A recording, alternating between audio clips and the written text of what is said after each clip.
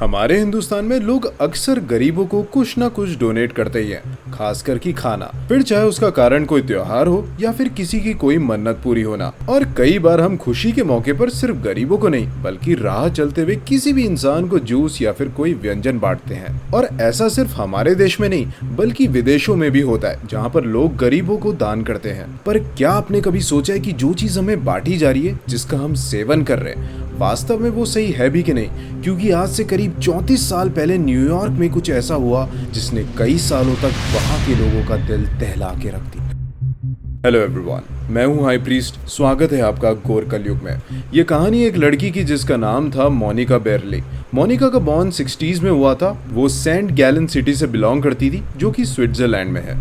मोनिका बहुत एम्बिशियस लड़की थी। उसका सपना था एक बड़ी सिटी में आना और वहां पर एक प्रोफेशनल डांसर बनना। वो एक सर्टिफाइड कोरियोग्राफर थी from juice leader school of dance, जो कि डिवॉन में है। 1985 में उसे स्विस गवर्नमेंट की तरफ से स्कॉलरशिप मिली। ये अपॉर्चुनिटी उसके लिए काफी बड़ी थी और वो बहुत एक्साइटेड हो गई। वो न्यूयॉर्क शिफ्ट होगी और वहां उसने Martha Graham school of contemporary dance join किया। हालांकि मोनिका 1985 में तो एनरोल होगी थी, लेकिन 1987 में उसे स्विट्जरलैंड वापस आना पड़ा क्योंकि उनकी माँ काफी बीमार थी और उन्हें डांस टूर करने थे 8 डिफरेंट सिटीज में। न्यूयॉर्क बहुत एक्सपेंसिव सिटी है और वहां पर सरवाइव करना काफी मुश्किल है। इसलिए अपने आप को फाइनेंशियली स्टेबल रखने के लिए मोनिका गोबो बार्स में डांस करना शुरू करती है, जो कि टाइम स्क्वायर के पास था। उस समय वो जगह बिल्कुल भी सेफ नहीं थी क्योंकि वहां पर सेक्स शॉप्स थी और सेक्स वर्कर्स आते रहते थे। वो एक और जगह डांस करना शुरू कर देती है जिसका नाम था बिलीज टॉपलेस, जो कि बार कम और स्ट्रिप क्लब ज्यादा था। हालांकि मोनिका को ये सब करना पसंद नहीं था, लेकिन न्यूयॉर्क में सरवाइव करने के लिए उसे ये काम भी करना पड़ा। मोनिका की लाइफ में सिर्फ 2 चीजें इंपॉर्टेंट थी, पहला डांस और दूसरा उसकी फैमिली। घंटों अपनी फैमिली से बात करना और पूरी कमिटमेंट के साथ डांस करना, बस यही उसको आता था। 1989 गर्मियों के समय मोनिका अपना एड्रेस चेंज कर लेती है और न्यूयॉर्क के ईस्ट साइड में अकेले रहना शुरू कर देती है, जहां वो गांजा खरीद अपने दोस्तों के साथ टाइम स्पेंड कर सके।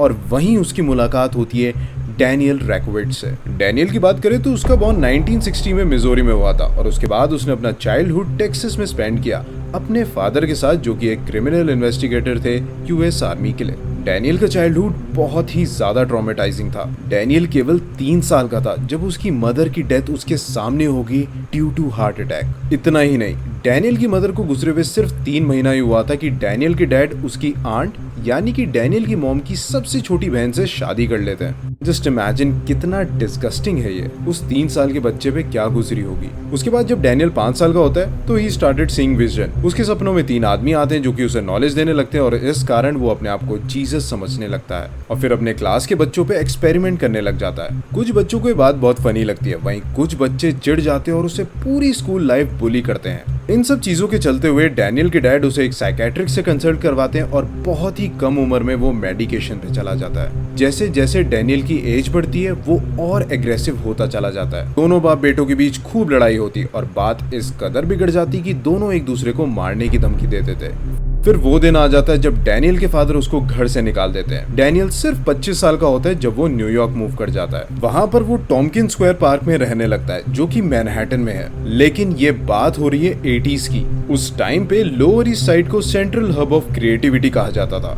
हार्डकोर म्यूजिक चलते थे। उस टाइम पे सिचुएशन आज के मुकाबले बहुत डिफरेंट थी। उस समय काफी अमीर लोग मैनहट्टन मूव कर रहे थे, जिस कारण जो लोग फाइनेंशियली स्ट्रांग नहीं थे उन्हें घर से निकाला जा रहा था। ये सब देख के वहां की पब्लिक को गुस्सा आ गया और उन्होंने सिस्टम के अगेंस्ट प्रोटेस्ट करना शुरू कर दिया और इस पूरे प्रोटेस्ट का सेंटर टॉम्किंस स्क्वायर पार्क बन गया। वो पार्क भर गया था होमलेस लोगों से और वहां पर क्राइम का रेट बहुत बढ़ गया था। वहां पर लोग ड्रग्स बेचा करते थे। क्योंकि डैनियल की सिचुएशन भी सेम थी, इसलिए वो उन्हीं लोगों के साथ घुल मिल गया। उसके पास एक रूस्टर था जो कि उसका पेट था। वो उसे अपने शोल्डर में टांग के घूमता रहता था और लोगों ने उसे चिकन मैन बुलाना शुरू कर दिया।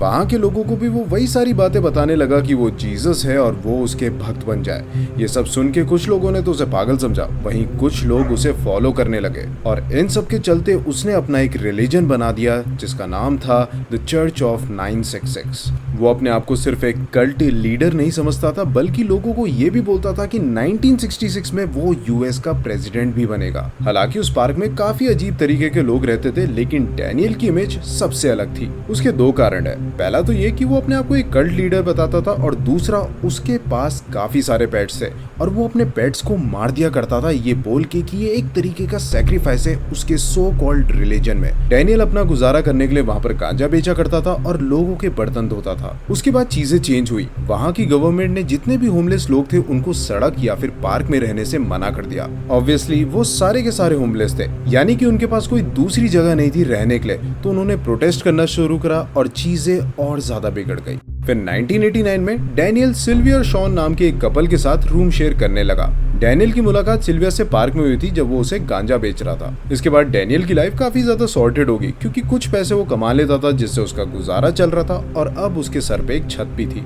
लेकिन कुछ टाइम के बाद उस कपल का ब्रेकअप हो जाता है और वो दोनों अपार्टमेंट छोड़ देते हैं। अब डैनियल अकेला हो जाता है और पूरे रूम का रेंट देना उसके लिए पॉसिबल नहीं होता। तभी उसकी मुलाकात मोनिका से होती है, जो कि खुद एक रूम में ढूंढ रही होती है और वो डैनियल के साथ मूव कर लेती है। एक खास चीज कि डैनियल के फ्रंट डोर में लिखा होता है welcome to Charlie Genes Spahn ranch east, जो कि दो फेमस कैरेक्टर के नाम से बना है, एड गीन और चार्ल्स मैनसन, जिनके बारे में हम किसी और दिन बात करेंगे। कुछ हफ्ते साथ में रहने के बाद वो दोनों रिलेशनशिप में आ जाते हैं। डैनियल ज्यादा तो नहीं कमाता था, लेकिन स्ट्रीट्स में रहने वालों के लिए उसके दिल में अलग ही प्यार था, क्योंकि वो खुद उस सिचुएशन से गुजरा हुआ था। वो कई बार बुचर हाउस जाता था, चिकन लाता था और उसका सूप बना के गरीबों में बांट दिया करता था। एक दिन सिल्विया डैनियल से मिलने आती है और उसके रिलेशनशिप के बारे में पूछती है। डैनियल उसको बताता है कि वो मोनिका से बहुत प्यार करता है। तभी सिल्विया उसे वार्न करती है कि चाहे कुछ भी हो जाए, इस अपार्टमेंट की लीज तुम मोनिका के नाम मत करना, क्योंकि वो लड़की सिर्फ तुम्हारा यूज कर रही है ताकि ये अपार्टमेंट उसके नाम हो जाए।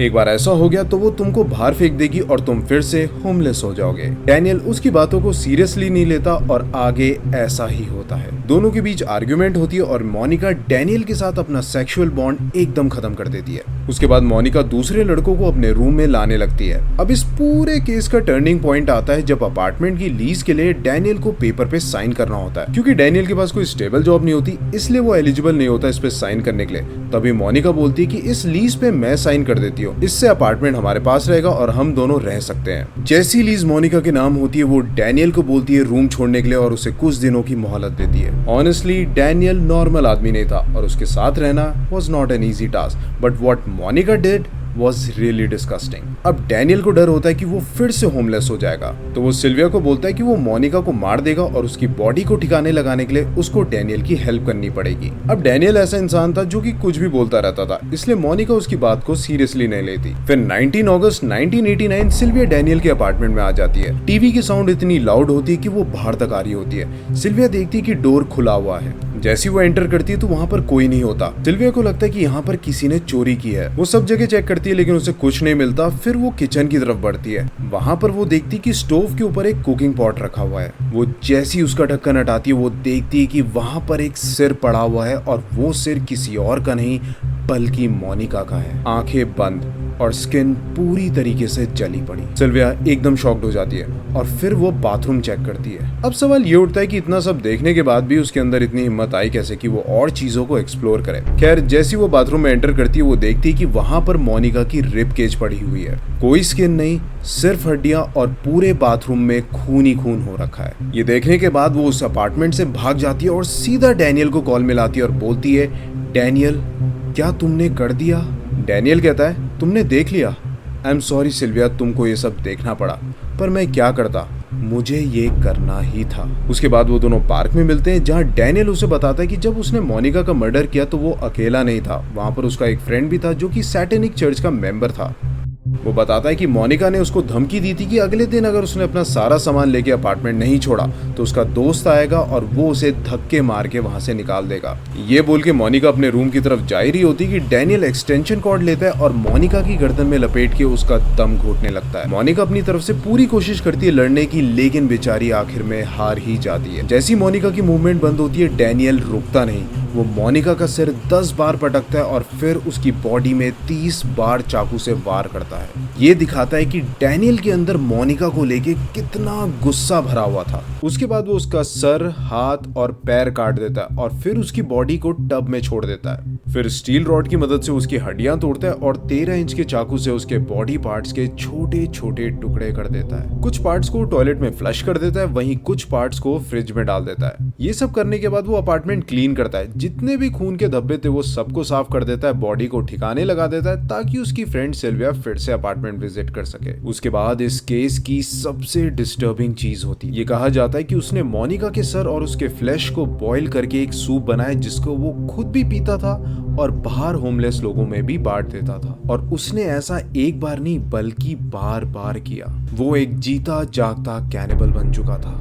ये बात मुझे काफी हद तक सही लगती है क्योंकि एक इंसान ने एडमिट करा था कि उसके सूप में सब्जियों के अलावा किसी इंसान के नकल्स भी मिले थे, और अगर उसने सूप बनाया ही नहीं तो मोनिका का सर पॉट में क्या कर रहा था। ये पूरी घटना उसने किसी से छुपाई नहीं बल्कि प्राउडली सबको बताता था कि कैसे उसने अपनी गर्लफ्रेंड का खून करा और फिर उसका सूप बना के लोगों में बांट। उसने लोगों को यह भी बताया कि उसने मोनिका का ब्रेन भी खाया और वो उसे काफी स्वादिष्ट लगा। शॉकिंग बात यह है कि ये सब सुनने के बाद भी किसी ने पुलिस कंप्लेन नहीं करी। उसके बाद ये बातें और फैलने लगी और जब मोनिका अपनी डांस क्लासेस में नहीं आ रही थी, ना ही अपने फैमिली का फोन रिसीव कर रही थी, तब पुलिस ने इन्वेस्टिगेट करा और तकरीब 1 महीने बाद यानी 18 सितंबर 1989 को डैनियल को अरेस्ट कर लिया गया। डैनियल ने अपना सारा जुर्म कबूल कर दिया और उसने पुलिस को बताया कि उसने कैसे मोनिका का खून करा और एक बाल्टी में जो कि स्टोरेज में है वहां पर उसने मोनिका के बॉडी पार्ट्स को छुपा रखा है। पुलिस वहां जाती है और जैसा जैसा डैनियल ने बताया था वहां पर उन्हें मोनिका के बॉडी पार्ट्स मिल जाते हैं। उसके बाद डैनियल को ट्रायल पे रखा जाता है और फरवरी 1991 में उसको गिल्टी घोषित किया जाता है, लेकिन ये कह के कि उसकी दिमागी हालत ठीक नहीं है। वो सब भूल जाते कि डैनियल ने खुद एडमिट करा था कि उसने मोनिका का मर्डर किया है। उसके बाद डैनियल को किर्बी फॉरेंसिक साइकेट्रिक सेंटर जो कि न्यूयॉर्क में है वहां पर भेज दिया जाता है मेंटल ट्रीटमेंट के लिए। वो आज भी वहीं पर है और 63 साल का हो गया है। इसी के साथ ये भयानक केस खत्म होता है। जाने से पहले हमेशा की तरह आप लोगों के लिए कुछ सवाल। क्या सिल्विया अपनी जगह पे सही थी जब डैनियल ने उसे बताया कि वो मोनिका को मार देगा और सब कुछ जानने के बाद भी उसने पुलिस कंप्लेन नहीं करी? क्या वो भी इस मर्डर की जिम्मेदार थी? और आपके हिसाब से डैनियल के लिए सही पनिशमेंट क्या होती? अपने जवाब कमेंट सेक्शन में जरूर बताएं। मैं मिलूंगा आपसे नेक्स्ट वीडियो में। Till then stay safe.